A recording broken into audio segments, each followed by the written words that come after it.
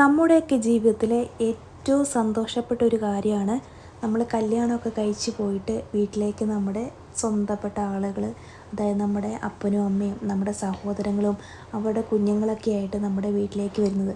പൊതുവെ നമ്മൾ എന്തെങ്കിലും ഒരു പരിപാടികൾക്കൊക്കെ എല്ലാവരും ചോദിക്കും, നിൻ്റെ വീട്ടിൽ നിന്ന് ആരും വന്നില്ലേന്ന്. അതുപോലെ ഒരു സന്തോഷം നിറഞ്ഞൊരു കാര്യമാണ് നമ്മുടെ വീട്ടിലെ ആളുകൾ നമ്മുടെ കല്യാണം കഴിച്ച് വീട്ടിലേക്ക് വരിക എന്നത്. ഇത് കഴിഞ്ഞ ജന്മദിനത്തിൽ എൻ്റെ വീട്ടിൽ നിന്ന് മമ്മിയും ചേട്ടായിയും കുട്ടികളൊക്കെ വന്നതാണ് കേട്ടോ. അപ്പോൾ എല്ലാവരുടെയും ജീവിതത്തിൽ, പ്രത്യേകിച്ച് പെൺകുട്ടികളുടെ ജീവിതത്തിൽ ഇങ്ങനെയൊരു സന്തോഷം നിറഞ്ഞ നിമിഷം ഉണ്ടാവും. ഇതൊക്കെ കാണുമ്പോൾ എൻ്റെ കുട്ടിക്കാലമാണ് എനിക്ക് ഓർമ്മ വരുന്നത്. ഞാനും എൻ്റെ മമ്മിയുടെ വീട്ടിൽ ഞങ്ങൾ കസിൻസ് എല്ലാം കൂടി കളിച്ചതും നടന്നതും ഭക്ഷണം കഴിച്ചതും ക്രിക്കറ്റ് കളിച്ചതും ആ ഓർമ്മയൊക്കെയാണ് ഇപ്പോൾ മനസ്സിലേക്ക് വരുന്നത്. ഇത് എന്താ പറയുക, മനസ്സിന് ഏറ്റവും കുളിർമ നൽകുന്ന ഒരു കാലഘട്ടമാണ് കുട്ടിക്കാലം എന്ന് പറയുന്നത്. കുട്ടികൾ എന്താ പറയുക, മച്ചിങ്ങ എടുത്ത് കളിച്ചും അതുപോലെ കഞ്ഞിയും കറി വെച്ചും. ഇന്നത്തെ കുട്ടികൾക്കൊക്കെ അത് അറിയുമോ എന്നുള്ളതൊക്കെ തന്നെ സംശയമുള്ള കാര്യമാണ്.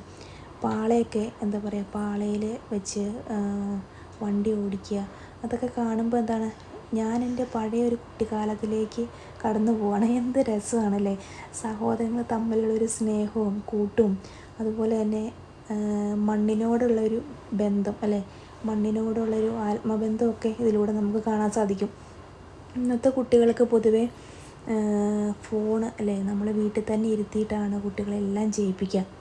ഒരു പക്ഷേ ഇപ്പോഴത്തെ കാലഘട്ടത്തിൻ്റെ മാറ്റം അനുസരിച്ചായിരിക്കാം നമ്മളങ്ങനെ ചെയ്യുന്നത്. അതിന് നമ്മൾ മോശം പറയാൻ പറ്റില്ല. എന്നിരുന്നാലും ഞാൻ പണ്ട് ഡിഗ്രിക്ക് പഠിക്കുന്ന സമയത്ത് ഇങ്ങനെ ഞങ്ങളുടെ HOD പറയുമായിരുന്നു, അതായത് November 1 കേരളപ്പിറവി, അന്നത്തെ ദിവസം കുട്ടികളെല്ലാവരും മണ്ണിൽ ചവിട്ടണം. അതായത് ചെരുപ്പ് മാറ്റിയിട്ട് ഒരു 10 മിനിറ്റെങ്കിലും എന്ത് ചെയ്യണം, ആ മണ്ണിലൊന്ന് ഇറങ്ങി കാല് ഒന്ന് ചവിട്ടണം. അതായത് മണ്ണിനോടൊരു ബന്ധം അല്ലെ, ഒരു ബന്ധം ഉണ്ടാകാൻ വേണ്ടിയിട്ടാണെന്ന് പറയും. നമ്മളതിനെ അത്ര വലിയ ഗൗരവമായിട്ടൊന്നും എടുത്തിട്ടില്ല.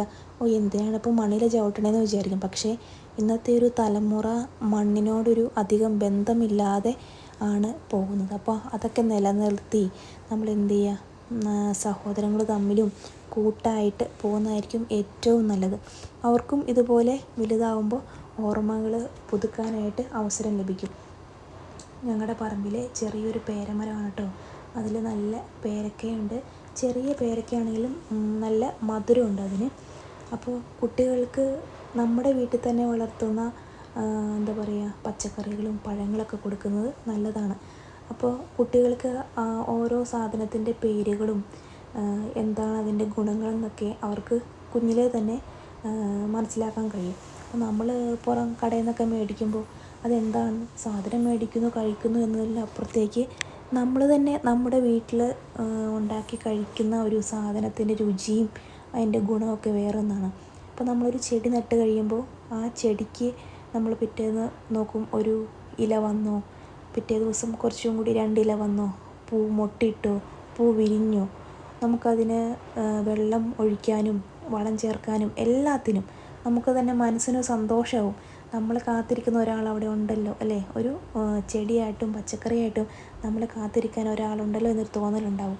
അപ്പം കുടുംബങ്ങൾ തമ്മിലുള്ള ഒരു ബന്ധം അല്ലെങ്കിൽ ഒരു സ്നേഹബന്ധം കൂടിയാണ് ഇത് കാണിക്കുന്നത് അല്ലേ.